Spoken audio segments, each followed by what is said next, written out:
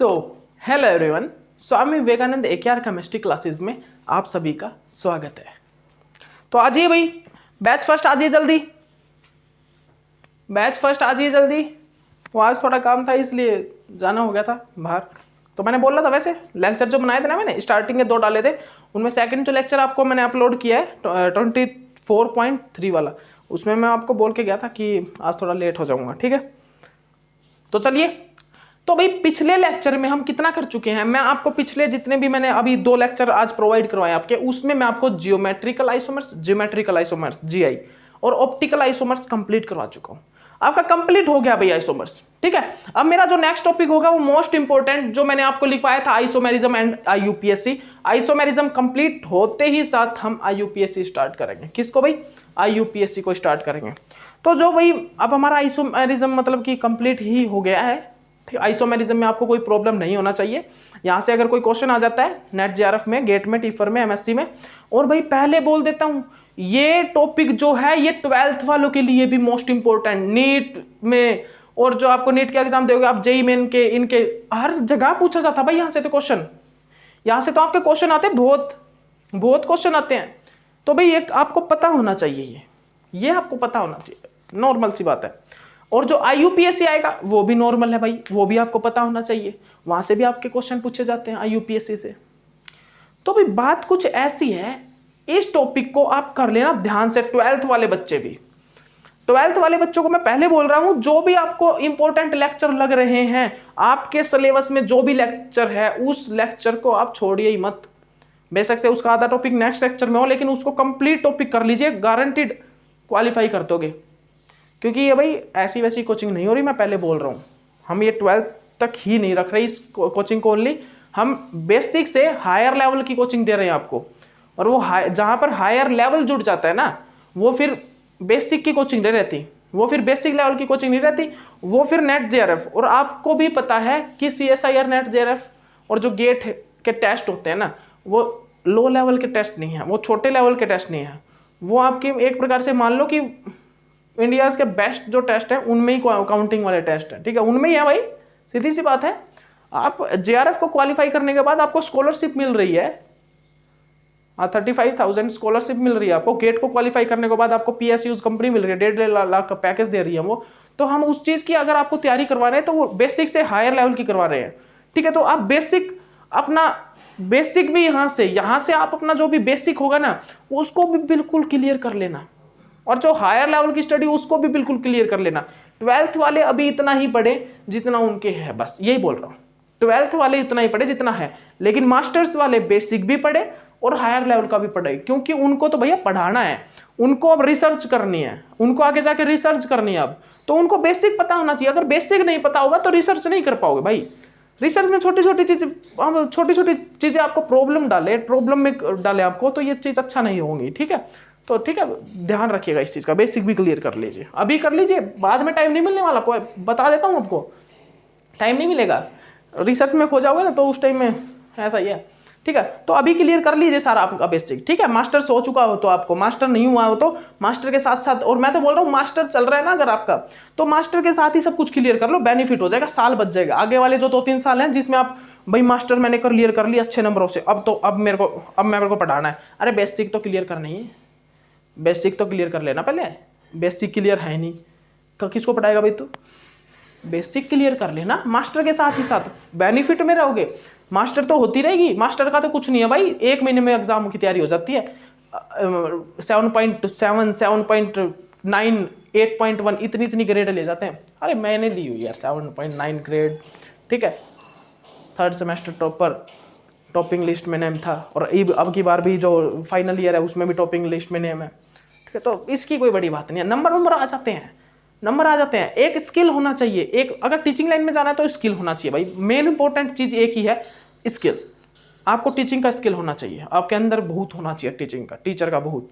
ठीक है, और दूसरी चीज आपको नॉलेज होना चाहिए, एक नॉलेज जरूरी है आपको अपने सब्जेक्ट में। जरूरी नहीं है कि आपको सभी चीज की नॉलेज हो, लेकिन अपने सब्जेक्ट की आपको इतनी नॉलेज हो कि आपसे ज़्यादा बेस्ट जितने भी पढ़ाते हो भाई पढ़ाते रहेंगे।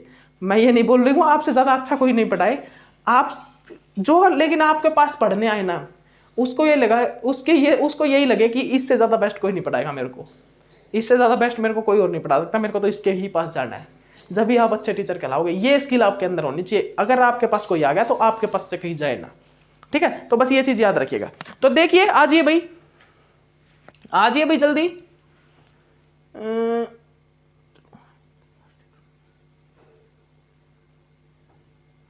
जल्दी आ जाइए भाई। तो चलिए अब हम जो स्टार्ट करेंगे नेक्स्ट टॉपिक जो हमारा स्टार्ट करेंगे भाई, पिछले लेक्चर में जितना करवा चुके हैं ना उसके आगे आ जाइए। अब जो नेक्स्ट टॉपिक मेरा लास्ट ही रहा हुआ है आइसोमेरिज्म में, क्या है भाई, हम सिस और जो हमारे ट्रांस कंपाउंड होते हैं ना उनको किन एक्सपेरिमेंट से किस प्रकार उनको जान सकते हैं, मतलब कि how to knowing the cis and trans compound. हम सिस और ट्रांस कंपाउंड जो है कौन से एक्सपेरिमेंट है जिनसे हम उनको पहचान सकते हैं कि ये सिस और ट्रांस कंपाउंड है, उनमें डिफ्रेंशिएट कर सकते हैं उनको, सिस और ट्रांस कंपाउंड को डिफ्रेंशिएट कर सकते हैं। देखिए सबसे पहले आइएगा, सबसे लिख लीजिए भाई, ऊपर लिख लीजिए how to knowing the cis और ट्रांस कंपाउंड, सिस और trans compound, how to knowing the cis और trans compound, how to knowing the cis और ट्रांस कंपाउंड। हम सिस और ट्रांस कंपाउंड को किस प्रकार पहचाने, बताइए भाई, सिस और ट्रांस कंपाउंड को हम किस प्रकार जानेंगे, बताइए मेरे को, बताइए मेरे को भाई, जल्दी बताइए। सिस और ट्रांस कंपाउंड को हम किस प्रकार पहचाने, तो सबसे पहले लिख लीजिएगा भाई, सबसे पहला जो होगा वो होगा आईआर स्पेक्ट्रोस्कोपी। आईआर स्पेक्ट्रोस्कोपी से पहचान सकते हैं, आईआर स्पेक्ट्रोस्कोपी। देखिएगा मैंने एग्जांपल लिया भाई कौन सा, प्लेटिन का, सिस और ट्रांस प्लेटिन लिया मैंने सिस और ट्रांस प्लेटिन लिए, दो एग्जांपल लिए हैं। अल्कीन ले लीजिए, कोई सा भी ले लिए, मैंने सिस और ट्रांस प्लेटिन ले लिया। अब आप एक चीज बताइए, मैं आपसे एक चीज पूछता हूं, आप सिस और ट्रांस कंपाउंड को किस प्रकार पहचान सकते हैं आईआर स्पेक्ट्रोस्कोपी से। तो आपको आईआर स्पेक्ट्रोस्कोपी का एक रूल पता है कि वो क्या बोलता है भाई, उसमें जो वो उन्हीं कंपाउंड को, मतलब कि उन्हीं कंपाउंड का स्पेक्ट्रा देता है जो जिनमें परमानेंट डाइपोल मोमेंट हो। जिनका नेट डाइपोल मोमेंट 0 होगा वो उनका आईआर स्पेक्ट्रा नहीं देगा, याद रखिए, है ना, यही रूल होता है आईआर स्पेक्ट्रोस्कोपी का, ठीक है। परमानेंट डाइपोल मोमेंट होना चाहिए उनका, तो वो स्पेक्ट्रा देगा, नहीं तो वो स्पेक्ट्रा नहीं देता। ये आपको पता होगा, ये आपको पता होगा भाई। ये क्या है, सिस प्लेटिन, ये है भाई सिस प्लेटिन, याद रखिएगा। ये क्या है, ये है भाई सिस प्लेटिन, सिस प्लेटिन है। और देखिएगा ये क्या है भाई, ये है भाई ट्रांसप्लेटिन,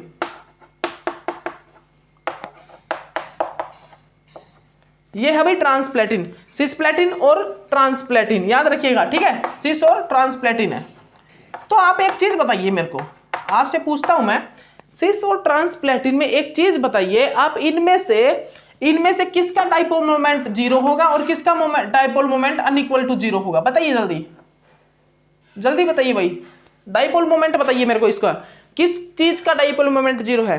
तो आपको एक चीज पता है, यहां पर देखिए ट्रांस वाले में, यहां पर डाइपोल मोमेंट क्या हो रहा है, अभी कैंसिल हो रहा है। यहां पर इसका जो डाइपोल मोमेंट है इसके डाइपोल मोमेंट से कैंसिल आउट हो रहा है, यहां पर डाइपोल मोमेंट कैंसिल हो रहा है ना, आपको दिख ही रहा है, ये तो यहां पर कैंसिल हो रहा है, डाइपोल मोमेंट आपस में कैंसिल हो रहे हैं ना, ये देखिए क्लोरीन का डाइपोल मोमेंट आपस में कैंसिल हो रहा है, ठीक है। तो यहां पर जो डाइपोल मोमेंट है वो क्या होगा भाई, इक्वल टू 0। लेकिन यहां पर आइए, यहां पर जो डाइपोल मोमेंट है वो कैंसिल नहीं हो रहा भाई, यहां पर जो डाइपोल मोमेंट है वो अनइक्वल टू 0 है, यहां पर डाइपोल मोमेंट अनइक्वल टू 0 है। तो आपको पता है भाई, यहां पर जो हमारा आईआर स्पेक्ट्रोस्कोपी होगा वो सिस के लिए तो हमें स्पेक्ट्रा दे देगा, लेकिन ट्रांस के लिए स्पेक्ट्रा नहीं देगा, क्योंकि वो आईआर एक्टिव नहीं है, बिकॉज ये जो है आईआर एक्टिव कंपाउंड नहीं है ट्रांस वाला, लेकिन जो हमारा सिस है वो आईआर एक्टिव है, इसीलिए इसके लिए वो स्पेक्ट्रा देगा, अच्छे से उसका स्पेक्ट्रा दिखाएगा, वो आईआर स्पेक्ट्रोस्कोपी इसके लिए स्पेक्ट्रा देगा भाई। क्यों, क्योंकि ये आईआर एक्टिव है, यहाँ पर परमानेंट डाइपोल मोमेंट है, लेकिन वहां पर डाइपोल मोमेंट नहीं है, वहां पर इक्वल टू 0 है डाइपोल मोमेंट, ठीक है, ओके। तो ये था भाई आईआर स्पेक्ट्रोस्कोपी से हम आखिरकार आईआर स्पेक्ट्रोस्कोपी से किस प्रकार जान सकते हैं, किस प्रकार पहचानेंगे, हम आईआर स्पेक्ट्रोस्कोपी से किस प्रकार पहचानेंगे कि हमारा क्या है भाई, सिस है या ट्रांस है कंपाउंड, ठीक है। तो किस प्रकार भाई, डाइपोल मोमेंट को देख के, डाइपोल मोमेंट को देख के हम आईआर स्पेक्ट्रोस्कोपी से पहचान सकते हैं। सेकंड देखिए भाई, सेकंड है भाई Greenberg, Greenberg Greenberg Greenberg experiment,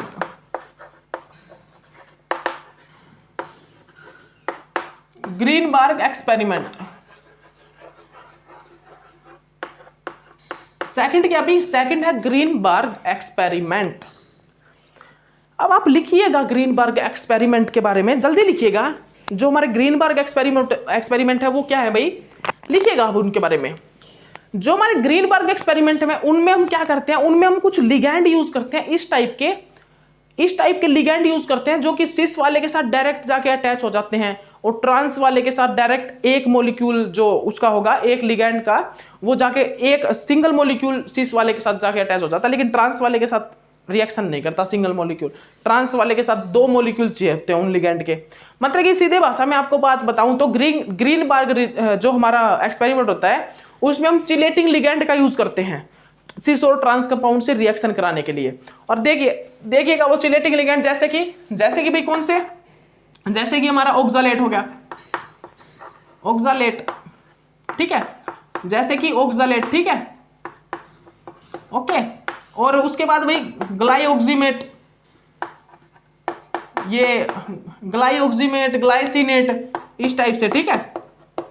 ये देखिएगा इसका नाम मैंने आपको क्लासिफिकेशन ऑफ लिगैंड में करवाया हुआ है। इसका ग्लाइसिनेट था या ग्लाइऑक्सीमेट था, देखिएगा ग्लाइऑक्सीमेट था या ग्लाइसिनेट था, इसका नेम देख लीजिए आप इस वाले का, ठीक है। तो ये भी एक चिलेटिंग लिगैंड ही है, चिलेटिंग लिगैंड। और एक और देख लीजिए आप, वो दूसरा बताता हूं आपको मैं भाई, फिनोप्थेलिन है ना, फिनोप्थेलिन के बारे में एक चीज देख लीजिए। जो हमारा फिनोप्थेलिन है वो क्या होता है भाई, वो स्ट्रॉन्ग फील्ड लिगैंड होता है, बता देता हूं आपको पहले ही।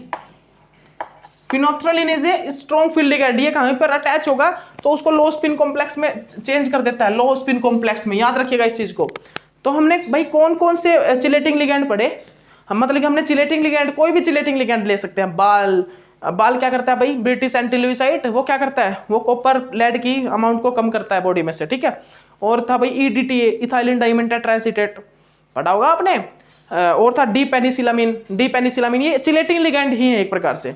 उसी प्रकार से मैंने यहाँ पर ऑक्सालेट, ग्लाइसिनेट, ग्लाइऑक्सीमेट, ये इसका नेम देखना क्लासिफिकेशन ऑफ लिगैंड में, ग्लाइऑक्सीमेट है या ग्लाइसिनेट है, ठीक है, देख लेना, ओके, ठीक है भाई। तो अब देखिएगा, अब मैं क्या करता हूं, मैं रिएक्शन करके दिखाता हूं आपको ट्रांस और सिस के साथ। मैंने क्या लिया, मैंने यहां पर भाई एक प्लेटिन ले लिया। आप एक काम कीजिएगा, यहां पर ले लीजिएगा ये क्लोरीन NH3 और ये हमारे पास NH3, ठीक है। ये मेरे पास सिस प्लेटिन है, क्या है भाई, सिस प्लेटिन। और ये मैंने क्या लिया, 1 मॉलिक्यूल लिया किस चीज का, ये मैंने भाई 1 मॉलिक्यूल लिया ऑक्सालेट का, ये मैंने 1 मॉलिक्यूल ले लिया भाई किसका, ऑक्सालेट का। क्या ले लिया भैया भाई, यहां पर मैंने 1 मॉलिक्यूल ऑफ ऑक्सालेट ले लिया, 1 मॉलिक्यूल, 1 इक्विवेलेंट ले लिया ऑक्सालेट। तो 1 इक्विवेलेंट जब मैंने ऑक्सालेट लिया, 1 इक्विवेलेंट ऑक्सालेट किसके लिए, सिस प्लेटिन के लिए, तो यहां पर तो रिएक्शन हो गई भाई, यहां पर तो रिएक्शन हो गई, ठीक है। इस प्रकार से यहां पर तो क्या हुआ भाई, यहां पर रिएक्शन हमारी हो गई, ठीक है भाई, यहां पर तो हमारी रिएक्शन पॉसिबल होगी भाई, यहां पर तो रिएक्शन फॉर्म हो गई। याद रखिएगा इस चीज को, आप याद रखिएगा क्या बोल रहा हूं भाई, यहां पर रिएक्शन हो गई फॉर्म। लेकिन अब ध्यान दीजिएगा आप, लेकिन अब ध्यान दीजिएगा क्या बोल रहा हूं मैं, ये जो है ना, ये यहां पर जब मैंने ट्रांस वाले से रिएक्शन करवाई ना 1 मॉलिक्यूल की, 1 इक्विवेलेंट क्या लिया भाई मैंने, ऑक्सालेट लिया। जब मैंने 1 इक्विवेलेंट क्या लिया भाई, ऑक्सालेट लिया, 1 इक्विवेलेंट ऑक्सालेट, ठीक है। लेकिन यहां पर रिएक्शन नहीं हुई। जब मैंने 1 इक्विवेलेंट ऑक्सालेट लिया और इसके साथ रिएक्शन करवाई तो 1 मॉलिक्यूल की रिएक्शन नहीं हुई। मतलब कि 1 मॉलिक्यूल, 1 इक्विवेलेंट जब मैंने ऑक्सालेट लिया तो वो ट्रांस वाले के साथ रिएक्शन नहीं करेगा। कैसे करेगा भाई, सिस वाले में तो डायरेक्ट जाएगा चिलेटिंग लिगैंड और यहां पर इनको हटा के इसकी जगह अटैच हो जाएगा। लेकिन ट्रांस वाले में देखो आप, ट्रांस वाले में दोनों दूर दूर हैं, मतलब एक क्लोरीन इस साइड, एक क्लोरीन इस साइड, जाके ऐसे थोड़ा कनेक्ट होगा, ऐसे थोड़ा कनेक्ट होगा कोई ऑक्सालेट, जाके अपना सीधा इस साइड से ऐसे तो कनेक्ट हो सकता है, जाए ऐसे, लेकिन ऐसे थोड़ा कनेक्ट होगा, बहुत अनस्टेबल कंपाउंड बन जाएगा ऐसे बनाएगा तो, रिंग फॉर्मेशन हो जाएगी, और वो बहुत, रिंग तो यहां पर भी हो रही है लेकिन वहां पर स्टेबल कंपाउंड बन रहा है, लेकिन यहां पर तो अनस्टेबल बन जाएगा, अनस्टेबल, वो तो अनस्टेबिलिटी मतलब कि इंक्रीज कर देगा बहुत ज्यादा, तो ये बनना ही पॉसिबल नहीं होगा। ठीक है, तो जब हम वन इक्विवेलेंट ऑक्सालेट लेंगे तो यहां पर बनेगा ही नहीं कुछ, ये रिएक्शन ही नहीं होगी, मतलब कि ये रिएक्शन ही फॉर्म नहीं होगी। लेकिन अगर मैंने यहां पर क्या यूज कर लिया भाई, टू इक्विवेलेंट, अगर मैंने यहां पर टू इक्विवेलेंट क्या यूज कर लिया, ऑक्सालेट,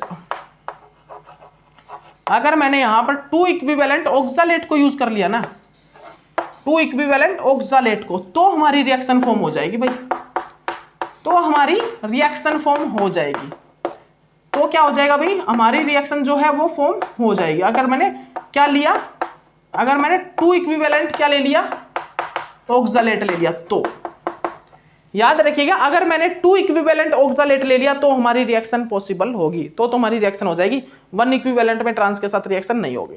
तो आपने यहां पर क्या देखा भाई, आपने यहां पर क्या देखा, आपने यहां पर देखा कि जब हम वन इक्विवेलेंट ले रहे हैं ऑक्सालेट को तो हमारी रिएक्शन हो रही है ओनली सिस्प्लेटिन के साथ, और ट्रांस वाले के साथ हमारे वन इक्विवेलेंट रिएक्शन नहीं कर रहा। लेकिन जब हम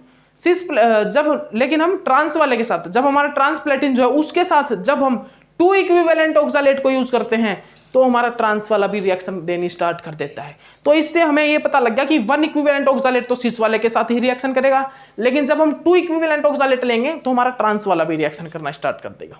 ओके, ट्रांस वाले के साथ भी रिएक्शन होगी। तो भाई ये दो एक्सपेरिमेंट थे जिससे हम सिस और ट्रांस आइसोमर को पता कर सकते हैं कि हमारे कंपाउंड में सिस कौन सा और ट्रांस कौन सा है। ठीक है, तो ये दो एक्सपेरिमेंट है जिससे हम कंपाउंड को पता कर सकते हैं कि सिस कौन सा भाई, ट्रांस कौन सा है। ओके, तो याद रखिएगा आप, तो याद रखिएगा।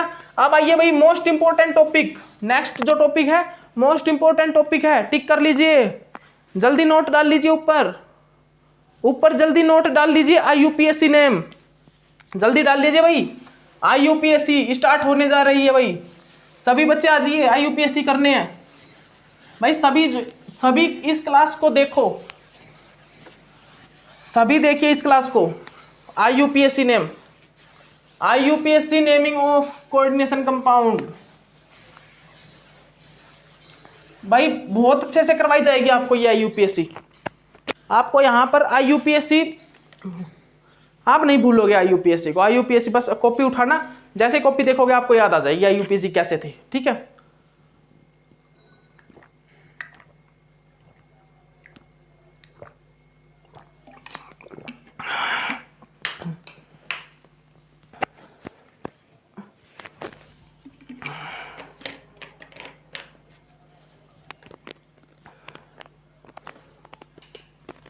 तो क्या देखना अभी आपको, अब हमको क्या करना है भाई, क्या करना है अब हमको देखना भाई IUPAC नेम, क्या IUPAC of coordination compound,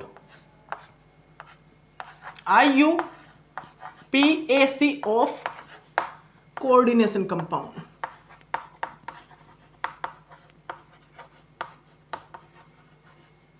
coordination compound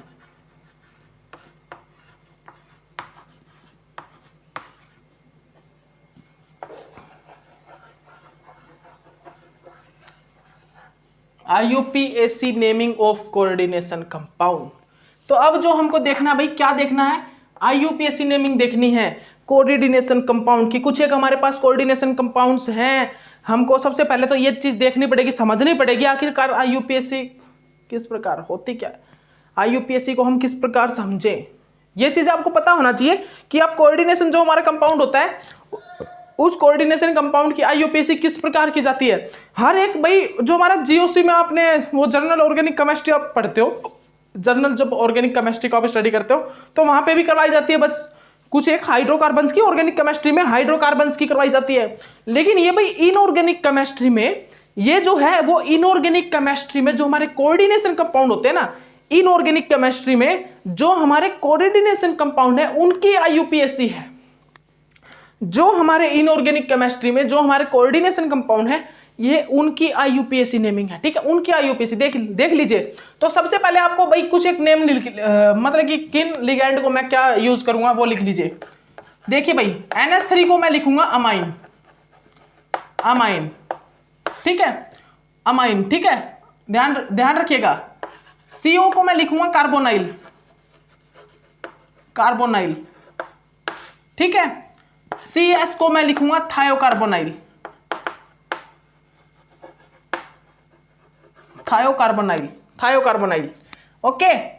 और भाई NO को क्या लिखूंगा, नाइट्रोसाइल, नाइट्रोसाइल।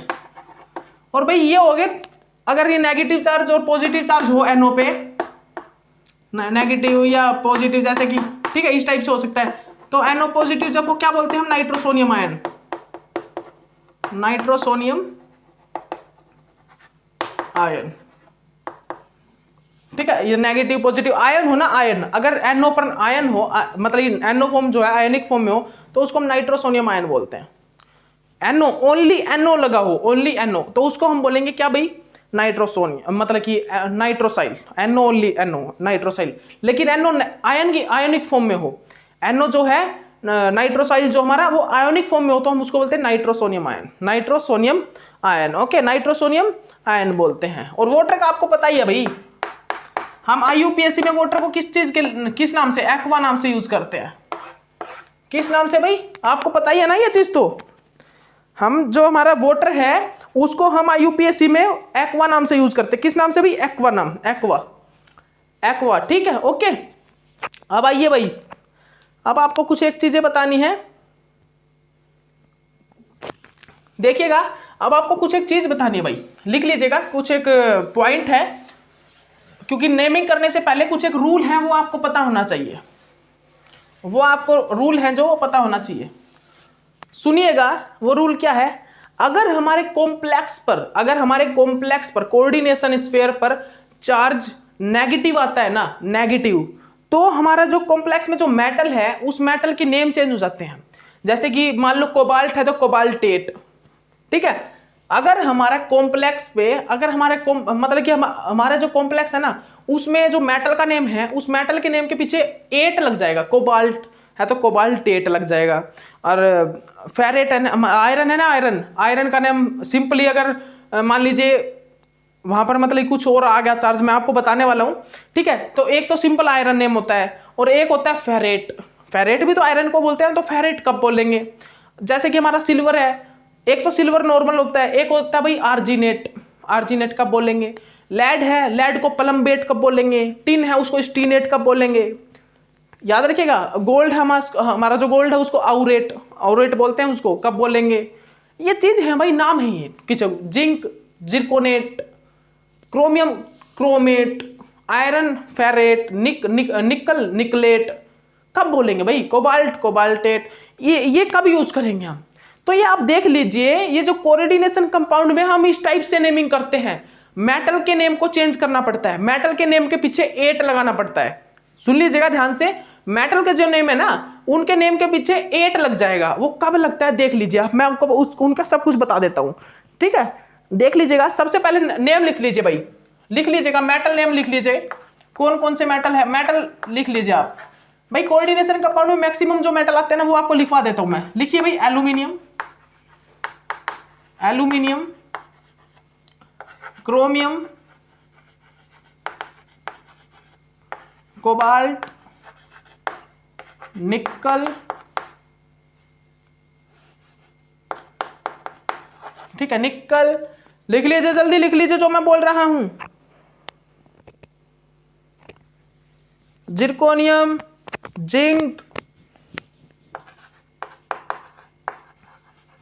जिरकोनियम,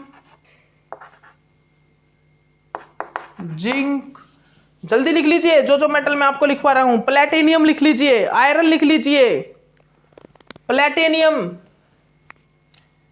चलिए वैसे लिख लीजिए भाई, प्लेटिनियम, आयरन, और कौन से भाई, प्लेटिनियम है, आयरन है, copper, silver, lead, copper, silver, और कौन से भाई, यहां पर लिख लीजिए, ये बना लीजिए इस टाइप से, जो मैं लाइनिंग खींच रहा हूं ना, ये बना लीजिए आप।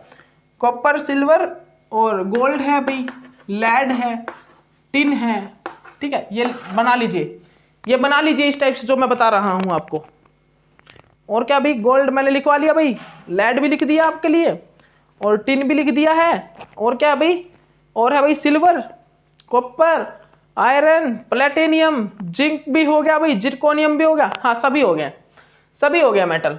आप एक काम कीजिए, सभी मेटल को ये लिखिए, इस टाइप से लिख लीजिए, ठीक है, शॉर्ट में हो जाएगा, ठीक है। एल्यूमिनियम, निकल, cobalt, zirconium, zinc, aluminium, chromium, ठीक है, यही थे ना, aluminium, chromium, zirconium, cobalt, zinc, हाँ यही है बस, ठीक है। ओके, तो अब देखिएगा भाई, अब देखिएगा अब क्या करना है कि हमारे पास IUPAC नेमिंग में कुछ मेटल होंगे, तो उस मेटल के नेम के पीछे 8 लग जाता है, 8। इन मेटल की नेमिंग चेंज हो जाती है, तो वो कब चेंज होती है, वो जो नेमिंग है वो कब चेंज होती है, वो चीज मैं आपको लिखवाने जा रहा हूं। वो चीज आप बहुत ध्यान से लिख लेना, जो मैं आपको लिखवा रहा हूं भाई वो ध्यान से लिख लेना बहुत।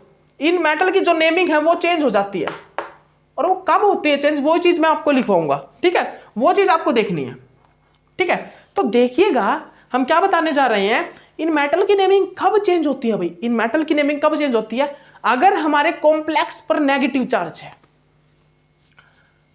कॉम्प्लेक्स कंटेन मतलब अनायनिक फॉर्म,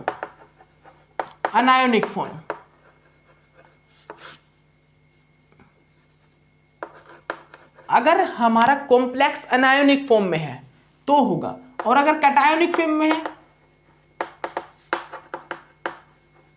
सुनिएगा ध्यान से, अगर हमारा कॉम्प्लेक्स अनायोनिक फॉर्म में है ना, अनायोनिक फॉर्म में, तो हमारे मेटल के नेमिंग में चेंज आएगा, मतलब कि 8 लगेगा। अगर पॉजिटिव कॉम्प्लेक्स है तो नहीं लगेगा, मेटल का नाम फिर चेंज नहीं होगा भाई। दोबारा बोल रहा हूं, अगर हमारे कॉम्प्लेक्स पे नेगेटिव चार्ज है, मेटल पर जो ऑक्सीडेशन स्टेट आ रहा है वो नेगेटिव में आ रहा है, जो मेटल का ऑक्सीडेशन स्टेट है, आप ये लगा के चलिए कि अगर हमारा जो कॉम्प्लेक्स है वो नेगेटिव फॉर्म आ रहा है ना, कॉम्प्लेक्स के ऊपर जो चार्ज है वो नेगेटिव आ रहा है, तो हमारा जो मेटल है उसके ऊपर हम मतलब उसके नाम के पीछे लगा देंगे 8, ठीक है। तो और जो कैटायनिक फॉर्म है कॉम्प्लेक्स, तो और कुछ नहीं चेंज करेंगे, वो जो क्रोमियम है तो क्रोमियम, एल्यूमिनियम है तो एल्यूमिनियम, निकल है तो निकल, कोबाल्ट है तो कोबाल्ट। अगर पॉजिटिव फॉर्म कॉम्प्लेक्स है तो कॉम्प्लेक्स के ऊपर चार्ज पॉजिटिव है तो, और अनायनिक फॉर्म है और कॉम्प्लेक्स के ऊपर अगर अनायन है, मतलब अनायन लगा हुआ है, तो हम उसको भाई नेम को चेंज करेंगे, वो देख लीजिए। अनायनिक फॉर्म में हम एल्यूमिनियम को क्या लिखेंगे भाई,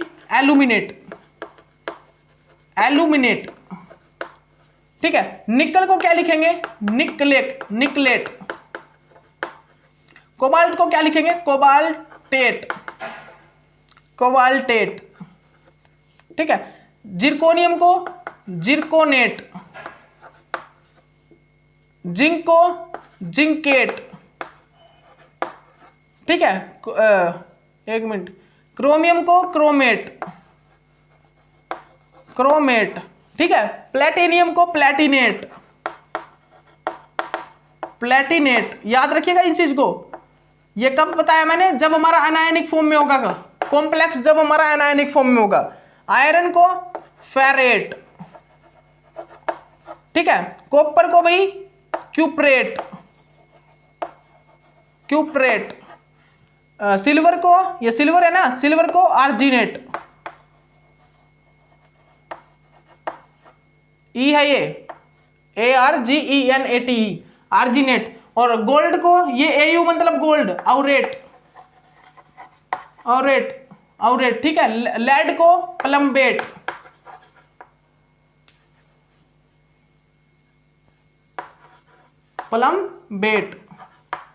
ठीक है। टिन को स्टीनेट, स्टीनेट, ठीक है। ये लिख लीजिएगा भाई, लिख लीजिएगा इन चीजों को लिख लेना आप, ठीक है। स्टे आएगा भाई, स्टेनेट, ठीक है, स्टेनेट, ठीक है। ओके, तो भाई मैंने आपको बता दिया, अगर हमारे कॉम्प्लेक्स पर नेगेटिव चार्ज है, अगर हमारे कॉम्प्लेक्स पर नेगेटिव आयनिक फॉर्म हो रहे हैं, मतलब नेगेटिव अनायनिक फॉर्म हो रहा है, कॉम्प्लेक्स पर नेगेटिव चार्ज आ रहा है, तो हम उसके नेम को चेंज करेंगे, मेटल के नेम को, सिर्फ मेटल के नेम को, सिर्फ मेटल के नेम को चेंज करेंगे। मेटल का नेम एल्यूमिनियम है तो उसको एल्यूमिनेट, निकल है तो निकलेट, कोबाल्ट है तो कोबाल्टेट, आयरन है तो फेरेट, कॉपर है तो क्यूप्रेट, सिल्वर है तो आर्जिनेट, और हमारा गोल्ड है तो ऑरेट, लेड है तो प्लम्बेट, टिन है तो स्टेनेट। ठीक है, ओके, ये याद रखिएगा। और कटायनिक है, अगर हमारा कटायनिक है तो भाई वो बिल्कुल सेम वैसा ही चल ले देंगे। कटायनिक है तो बिल्कुल सेम, एल्यूमिनियम है तो एल्यूमिनियम, और आप पॉजिटिव चार्ज में तो आप जानते हो ना कि जब हमारा नेगेटिव चार्ज आ जाता है किसी भी चीज पर तो उसमें हम यूज करते हैं 8, और जब हमारा पॉजिटिव चार्ज आ जाता है तो हम क्या करते हैं भाई, क्या करते हैं पॉजिटिव चार्ज में यूज, IUM, नाइट्रोसोनियम। जैसे कि सल्फेट में नेगेटिव चार्ज है SO4 2 नेगेटिव, तो हम क्या यूज करते हैं भाई, सल्फेट में 8 यूज करते हैं ना, 8 यूज करते हैं। ठीक है, और एसीटेट में नेगेटिव चार्ज है ऑक्सीजन पर तो एसीटेट यूज कर रहे हैं। अगर पॉजिटिव चार्ज कहीं पर होगा तो IUM यूज करेंगे, नाइट्रोसोनियम, जैसे कि NO पॉजिटिव होता है ना नाइट्रोसोनियम। ओके, तो भाई ये चीज याद रखिएगा।